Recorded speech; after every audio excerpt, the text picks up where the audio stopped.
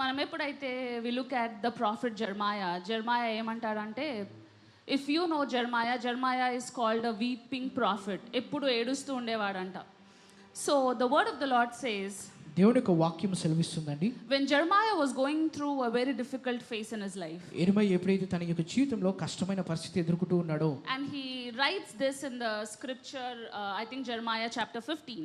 అలాగే యెరెమీయా గ్రంథం 15వ అధ్యాయంలో అనుకుంటా అండి ఆయన రాస్తూ ఉన్నాడు. He says that, Lord, are you not seeing that I am going through so much of suffering for your name?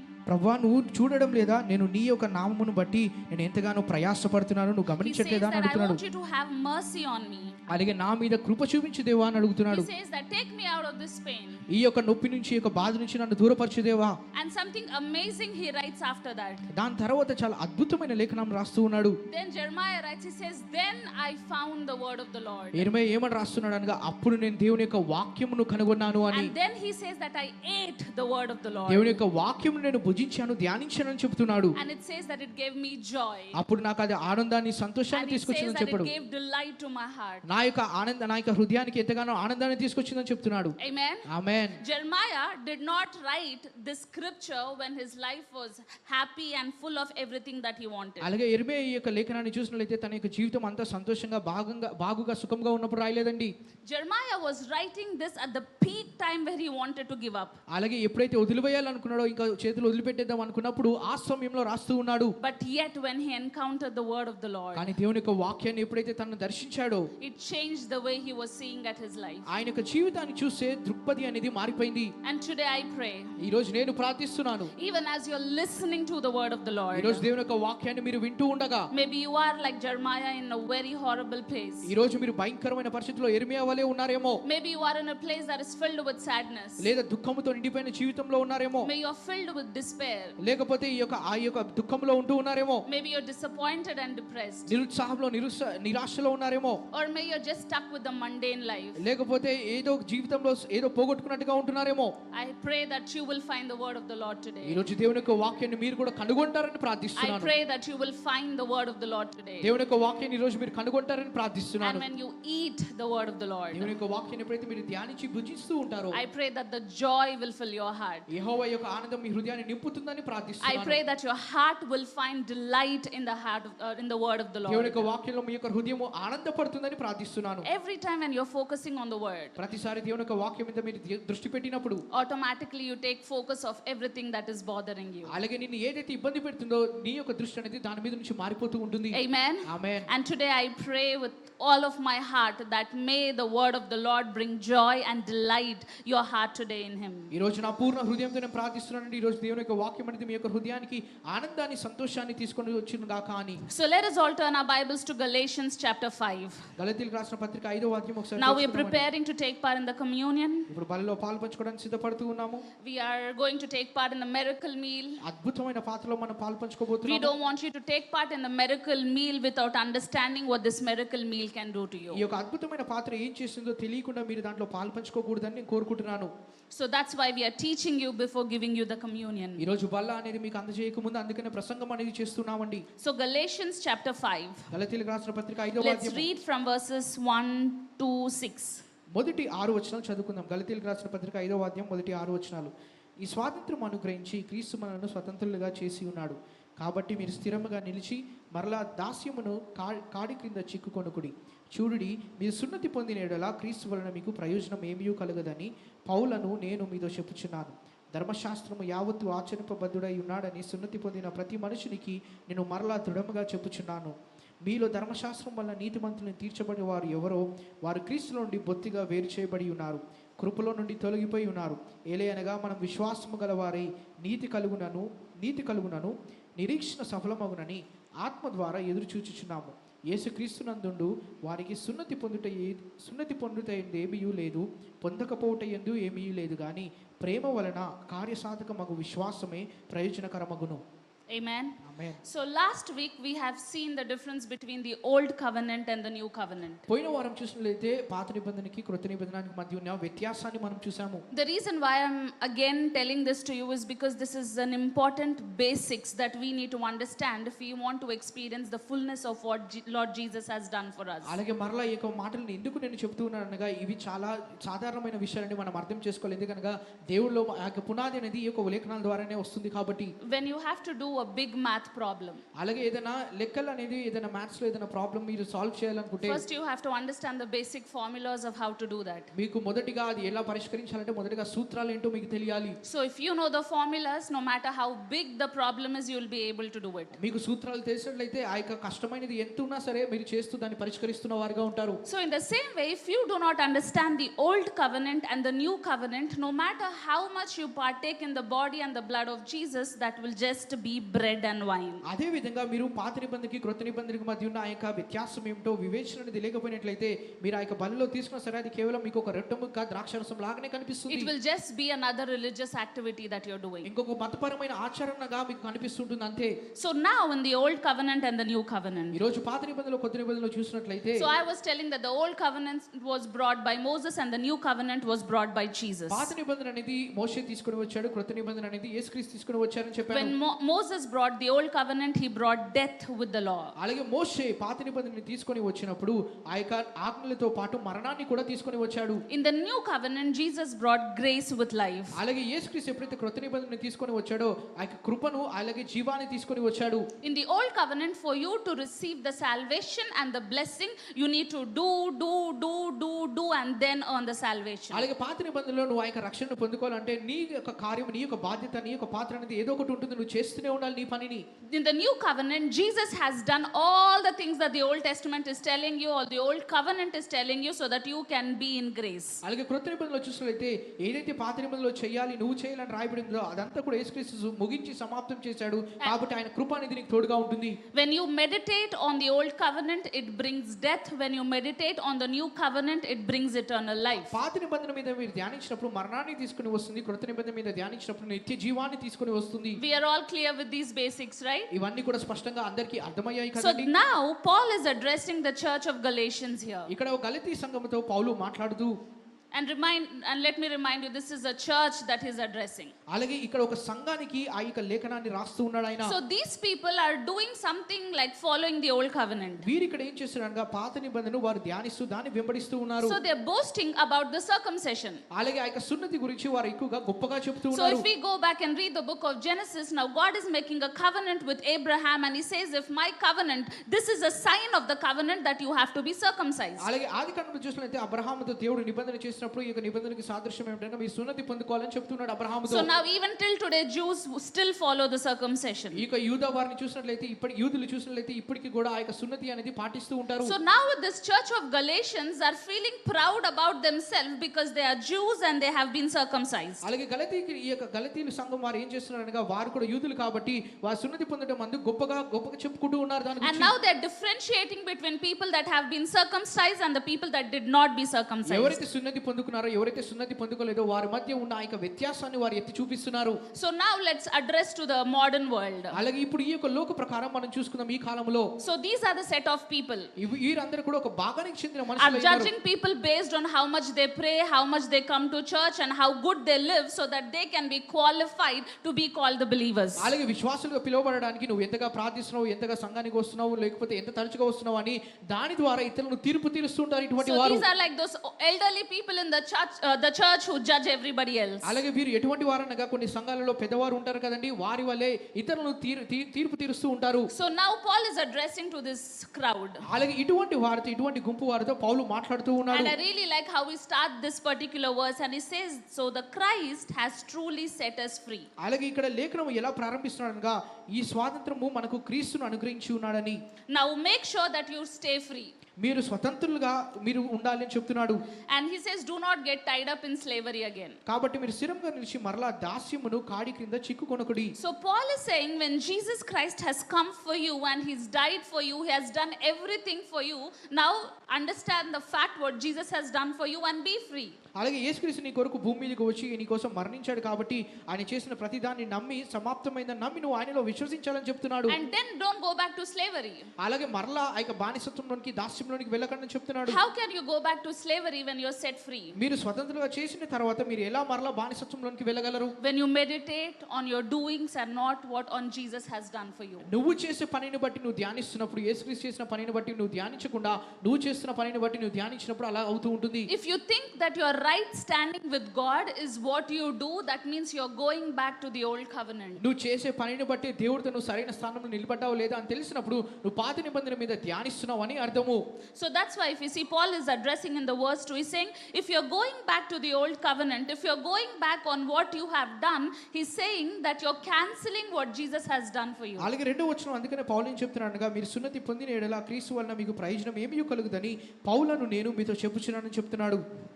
And he says that if you are trying to keep yourself right in front of God by what you are doing, how good you are, what you have done, then he's saying that you have fallen off from grace. అలాగే క్రీస్తు ఎదుట నువ్వు నీతిమంతుడిగా కనపడడానికి నీ యొక్క పనులను బట్టి నువ్వు తీర్పు తీర్చుకున్నట్లయితే నువ్వు కృప నుంచి పడిపోయావు అని చెప్తూ ఉన్నాడు. So I'm not telling that you should do bad things. నువ్వు చెడు పనులు చేయాలని నేను చెప్పడం లేదు. But what I'm telling is if you're taking your pride from the things that you're doing, that means you have been cut off from Christ. నేను చెప్పేది ఏమిటనగా నువ్వు చేసే పనులు నువ్వు చేసే యొక్క నీతి కార్యంలో నీవు దాని వల్ల నీ గర్వం వస్తున్నట్లయితే క్రీస్తు నుంచి నువ్వు దూరం అయిపోయావు అని అర్థము. Your right standing with God does not determine how qualified you are, but what Jesus has done for you will make you stand right in front of God. నువ్వు క్రీస్తుతో సరిగ్గా నీతిమంతుడిగా ఉన్నావో లేదా సరైన స్థానంలో నిలబడ్డావో లేదా అనేది నువ్వు చేసే పనులు బట్టి నీకు అర్హతనివ్వదు, కానీ క్రీస్తు ముగించిన కార్యాన్ని బట్టి నీకు అర్హత వస్తూ ఉంటుంది.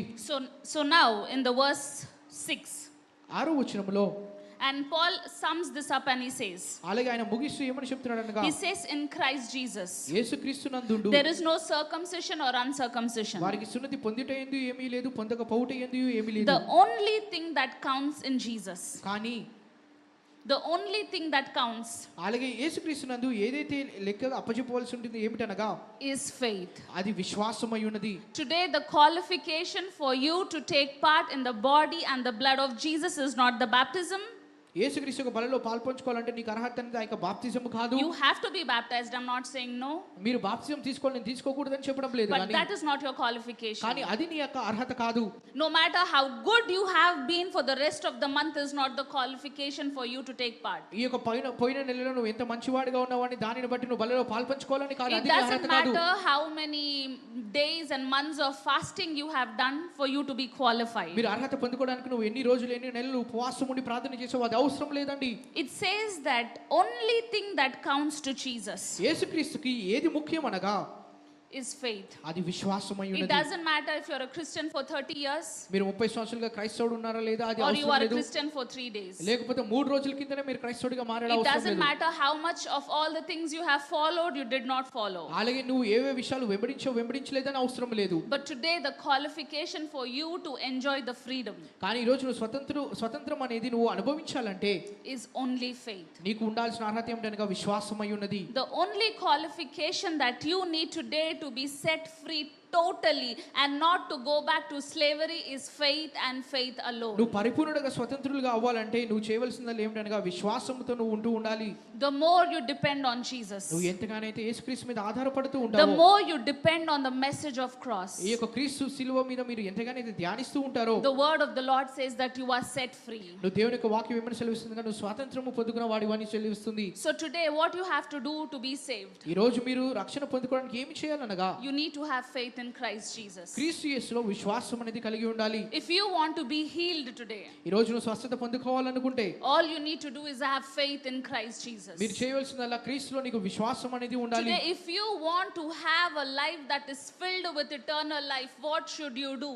అలాగే ఈ రోజు నిత్య జీవానికి సంబంధించిన యొక్క జీవితం కావాలంటే మీరు చేయవలసింది ఏమిటనగా You need to have a life that is filled with faith. మీకు ఎటువంటి జీవితం ఉండాలనగా విశ్వాస జీవితం ఉండాలి. And today I want to tell you this. ఈ రోజు నేను మీకు ఒక మాట చెప్పాలనుకుంటున్నాను. Even before we take part in the communion, ఈ రోజు బలిలో పాల్పంచుకోక మునుపు the only thing that qualifies you to enjoy the freedom that Christ has given for you on the cross is, అలాగే శిలువ మీద క్రీస్తు ఇచ్చిన యొక్క స్వాతంత్రం అనేది నీ జీవితంలో ఉండాలి అంటే నీకు ఇచ్చేది ఏమిటనగా it's free. It is faith in Christ Jesus. అది ఉచితమైనది ఏమిటనగా క్రీస్తు యేసులో నువ్వు విశ్వాసము కలిగి ఉండాలి. And you are free and you will remain free for the rest of your life. మీరు స్వతంత్రులుగానే ఉంటారు, జీవితాంతం మీరు స్వతంత్రులుగానే ఉంటారు. If you can keep your eyes on Jesus, నీ యొక్క నేత్రము నీ యొక్క దృష్టి అంతా కూడా క్రీస్తు మీద ఉంచినట్లయితే, if you can keep your eyes on the cross, నీ కనుచూపు నా యొక్క శిలువ మీద ఉంచినట్లయితే, I want to tell you that you can never be bound, because the one who has been set free is free indeed. అలాగే స్వతంత్రులుగా చేయబడిన వ్యక్తి నిన్ను స్వతంత్రులుగా చేశాడు కాబట్టి మీరు ఎంత మాత్రం ఆ యొక్క బంధకంలో ఉండాల్సిన అవసరం లేదు. Today if you have faith, ఈ రోజు నీకు విశ్వాసం ఉన్నట్లయితే you can never be slaves. మీరు ఎంత మాత్రం మరలా బానిసత్వంలో You ఉండవలసిన can అవసరం never లేదు. die in sickness. మీరు ఆ యొక్క అనారోగ్యంలో మరణించాల్సిన You అవసరం will లేదు. never die in this state of your life. అలాగే ఈ జీవితంలో ఈ అంశం మీరు మరణించాల్సిన అవసరం లేదు. Because if you can have and apply the faith in Christ Jesus, everything in your life will change, because the power is not on the inside of you, but the power is in Christ Jesus. And every time you're applying faith, you are set free. Every time you're applying faith, you have been healed. Every time you've been set free, God is picking you up and putting you in a place to make you show that you are His offspring and nothing can defeat you, but you are free and free indeed. Amen. అలాగే ఎప్పుడైతే విశ్వాస జీవితం అనేది కలిగి ఉంటావో, ఆ యొక్క యేసుక్రీస్తులో విశ్వాసం అనేది ఎప్పుడైతే ఉంచుకుంటావో, నువ్వు నీకు అనారోగ్యం అనేది ఉండదు, స్వస్థత ఉంటుంది. అలాగే నువ్వు ఆయన సంతానం అని తెలియజేస్తూ నిత్య జీవం అనేది నీకు ఇస్తున్న వాడిగా ఉంటూ ఉన్నాడు. And if just in case you didn't know all of this, అలాగే ఇవన్నీ మీకు తెలియకపోతే, today is the day of your freedom. ఈ రోజు నీ యొక్క రోజు అయి ఉన్నది స్వతంత్రము పొందుకోవడానికి. The only thing that you need to be free is to believe in Christ Jesus. నువ్వు చేయవలసిందల్లా ఏమిటనగా క్రీస్తు యేసునందు విశ్వాసము కలిగి ఉండాలి. Amen. Can we all stand up to our feet and prepare our hearts to take part in the communion? అందరం కూడా లేచి నిలబడి బలిలో పాల్పంచుకోవడానికి సిద్ధపడదామా అండి? We have become a very modern church. ఈ రోజు మనం చాలా ఈ యొక్క మోడర్న్ చర్చ్ గా అయిపోయామండి. Our settings have changed. మన యొక్క సెట్టింగ్స్ అనేవి మారిపోయాయి. Our traditional churches have turned into quite modern church. అలాగే మన యొక్క ఆచరణబద్ధమైన యొక్క సంఘాలు అనేవి కూడా మారిపోయాయి. Now people are more open to different theology. అలాగే అనేక మంది అనేక సిద్ధాంతాలను వింటూ ఉన్నారు. But one place where the enemy has gotten hold of us, కానీ అపవాది ఒకే ఒక విషయంలో మనల్ని పట్టివేసుకొని ఉన్నాడు. అది ఏమిటనగా, is to make us believe that we have to do something to receive the grace from God. కృప అనేది, దేవుని యొక్క కృప అనేది పొందుకోవాలంటే మనము దేవుని దగ్గర ఏదో ఒకటి చేయాలేమో అని చెప్తూ ఉన్నాడు. But the truth that has been hidden in the old covenant but has been now revealed is Christ Jesus. కానీ పాత నిబంధనలో దాయబడిన ఆ యొక్క సత్యం ఏమిటనగా, ఆ క్రొత్త నిబంధనలో తెలియజేయబడింది అదేమిటనగా క్రీస్తు యేసు అయి ఉన్నాడు. All that you need is Christ Jesus in your life. నీకు కావాల్సిందల్లా నీ జీవితంలో యేసుక్రీస్తు ఒకరే.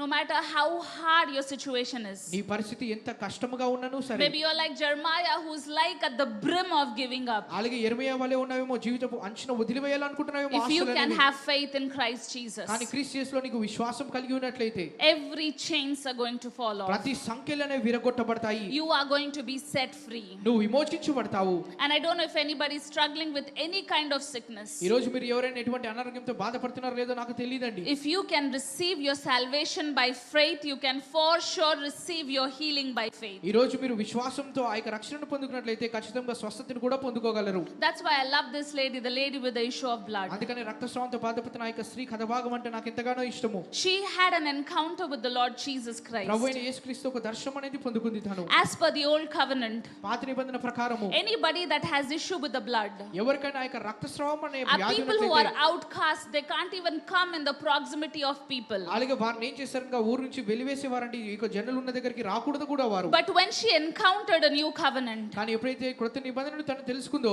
when she encountered a man who has the capacity to change the laws, ఆ యొక్క ఆజ్ఞలను కూడా మార్చే ఈ వ్యక్తిని ఎప్పుడైతే కలుసుకుందో తను, now she took a bold step to break every law that she has been bound with. అలాగే తను ధైర్యంగా ఒక అడుగు వేసిందండి. ఆ యొక్క ప్రతి ఆజ్ఞతో ఏదైతే బంధింపబడిందో దాన్ని So far విమోచించబడడానికి. she has been bound with law and she was restricted to the outskirts. అలాగే తను ఈ యొక్క ఆజ్ఞల ద్వారా బంధింపబడి, ధర్మశాస్త్రం ద్వారా బంధింపబడి తను బయటికి రాలేకపోయి ఉన్నది. But when she encountered grace, కానీ ఎప్పుడైతే కృపతో ఆ యొక్క సంబంధం అనేది కలిగి ఉన్నదో, when she encountered the most beautiful thing on earth, Jesus, అలాగే భూమి మీద చాలా అత్యంత సుందరమైన వ్యక్తిని ఎప్పుడైతే కలుసుకుందో, యేసుక్రీస్తుని, she decided to break the old covenant over her life. తన జీవితం మీద ఆ యొక్క పాత నిబంధనని And she విరగొట్టాలనుకున్నది. started walking towards grace. ఆ యొక్క కృప వైపు నడుచుకుంటా She వెళ్తుంది. started walking towards the grace that has the capacity to break the law that kept her holding for so long. అనేక దినములుగా అనేక దీర్ఘకాలంగా ఏ యొక్క ధర్మశాస్త్రం అయితే దాన్ని ఆపివేస్తుందో తనని And she విరగొట్టుకోవాలనుకున్నది. told herself, తనకి తాను ఏం చెప్పుకుందనగా, if only I can touch the hem of his garment. ఆయన వస్త్రపు అంచును నేను ముట్టుకున్నట్లయితే She said, I will be set free. నేను స్వస్థతను పొందుకుంటానని చెప్పింది. In the Old Testament, the law was written on the stone. పాత నిబంధనలో చూసినట్లయితే ఆ యొక్క ధర్మశాస్త్రం అనేది ఒక రాయి మీద రాయబడి ఉన్నది. But in the New Testament, the law is written on your hearts. కానీ కొత్త నిబంధనలో ఆ యొక్క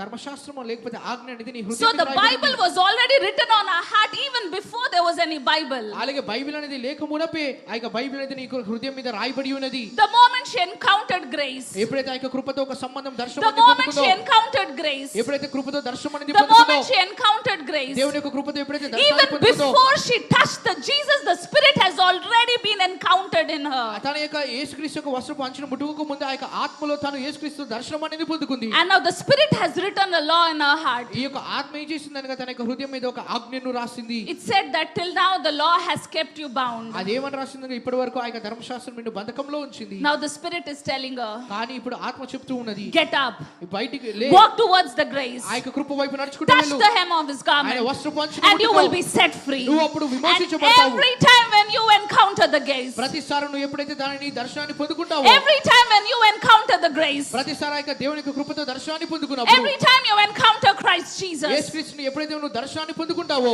the new law is being written on your heart. నూతనమైన ధర్మశాస్త్రం అనేది రాయబడుతూ It ఉన్నది. is telling you, get up. ఆ పైకి లే అని చెప్తూ No ఉన్నది. longer the sickness has hold over you. ఎంత మాత్రం ఆ యొక్క అనారోగ్యంలో ఉండిపోకూడదు నువ్వు. No longer the sin has hold over you. ఎంత మాత్రం ఆ యొక్క పాపంలో ఉండిపోకూడదు నువ్వు. No longer you will stay there. అక్కడే ఉండిపోకూడదు But నువ్వు. come on, get up and walk towards the grace. కానీ ఈ రోజు లేచి నువ్వు నిలబడి దేవుని కృప వైపు Walk నడవాలి. towards the grace that has the capacity to set you free. నిన్ను విమోచించగలే ఆ యొక్క అర్హత ఉన్న ఆ యొక్క కృప వైపు నడుచుకుంటూ ఉండాలి. And when you encounter the grace, నువ్వు ఎప్పుడైతే ఆ యొక్క కృపతో ఒక సంబంధం కలిగి what you've ఉంటావో, been struggling for last 12 years will come to an end. దీర్ఘకాలంగా 12 సంవత్సరాలుగా దేనితోనైతే బాధపడుతున్నావు అది ముగింపుకు వస్తుంది. In the same people that looked down at you and said that you are an outcast, now God is lifting you up in front of them and saying, now this is better than all of you because they have encountered grace that you did not encounter. ఎవరైతే నిన్ను హీనముగా చూసి ఈ యొక్క వ్యక్తిని వెలివేశారని చెప్తున్నారో ఆ యొక్క వ్యక్తిలో అయితే దేవుడు ఏం చేస్తాడనగా కృపతో ఆ యొక్క దర్శనాన్ని పొందుకున్న వ్యక్తి అయి ఉన్నాడని చెప్పి దేవుడు నిన్ను గణపరుస్తూ ఉంటాడు. Today, even as we are taking part in the body and the blood of Jesus, ఈ రోజు యేసుక్రీస్తు యొక్క బలిలో మనం పాల్పంచుకుంటూ ఉండగా, can we be like this lady with the issue of blood? ఈ రక్తస్రావంతో బాధపడుతున్న స్త్రీ వలె మనం ఉందామా అండి? Can we break the holds of the old covenant ఆ over యొక్క our lives? ధర్మశాస్త్రం మీద ఉన్న ఆ యొక్క ఏదైతే బంధకం ఉందో దాన్ని మన జీవితం మీద ఉన్నట్లయితే And దాన్ని can we విరగొడదామా? walk towards the grace that Jesus Christ has brought for us? అలాగే క్రీస్తు మనకు ఇచ్చిన ఆ యొక్క కృప వైపు నడుచుకుంటూ వెళ్దామా? And stop boasting about the things you did, and can we boast about what Jesus has done for us? నీవు చేసిన ఆ యొక్క పనులను కాకుండా క్రీస్తు నీ కోసం చేసిన ఆ యొక్క కార్యాన్ని మనం ధ్యానిద్దామా? Even as you're taking part in his body and his blood, ఆయన యొక్క బలిలో మీరు పాలుపంచుకుంటూ ఉండగా, every area you're struggling, మీరు ఏ రంగంలో మీ జీవితంలో అయితే బాధపడుతూ ప్రయాసపడుతూ ఉన్నారో, forget what you can do to get healed. నువ్వు స్వస్థత పొందుకోవడానికి నువ్వేం చేయగలవో దాన్ని మర్చిపో. Can you declare what the Lord has done for you and receive everything that you're praying for ప్రభు నీ today? కోసం చేసిన ఆ యొక్క కార్యాన్ని నీ జీవితం మీద ప్రకటించి నువ్వు దాన్ని పొందుకోగలవా ఈ Can రోజు? we all do that? Can we all do that for 30 seconds before we take part? ఈ రోజు బలిలో పాల్పంచుకోక ముందు ఒక 30 క్షణాలు అలా చేద్దామా అండి మనము? Every area you're struggling. ప్రతి రంగంలో ఈ జీవితంలో ఎక్కడైతే మీరు ప్రయాసపడుతూ Let ఉన్నారో, it be sickness, అది అనారోగ్యం కావచ్చు, let it be depression, లేకపోతే నిరుత్సాహం let కావచ్చు, it be you're alone. లేకపోతే మీరు ఒంటరిగా You're ఉండేవారు కావచ్చు, broken. లేదా విరిగి నలిగిన స్థితిలో You are ఉండవచ్చు. like that lady who has been bound by all the things that she's suffering from. తను ఏ ఒక విషయాలతో అయితే బాధపడుతూ ప్రయాసపడుతుందో ఆ యొక్క వ్యక్తి వల్ల నువ్వు బంధింపబడి ఉన్నావేమో. Imagine you're eating his body and his blood. You're eating grace himself. ఈ రోజు ఒకసారి జ్ఞాపకం ఉంచుకోండి, ఆయన యొక్క శరీరాన్ని ఆయన యొక్క రక్తాన్ని త్రాగుతున్నారు అనగా ఆయన యొక్క కృపనే మీరు భుజిస్తూ ఉన్నారు. If she can touch and be healed. ఆయన తను ముట్టుకొని స్వస్థత Oh, పొందుకున్నట్లయితే, you're eating himself. Imagine what your body can do now. ఆయన శరీరంలోనే నేరుగా నువ్వు పాలుపంచుకుంటున్నావు. నీ దేహంకి ఏమి జరుగుతుందో ఒకసారి ఆలోచించు. She can touch him and her life has been changed. తనని ముట్టుకున్నప్పుడు తన జీవితం అంతా మారిపోయింది. You are eating him, and I pray that you and your generations will change. ఈ రోజు నువ్వు ఆయన యొక్క శరీరంలో నువ్వు పాలుపంచుకుంటున్నా నీ యొక్క తరం అనేది మారిపోతుంది. Can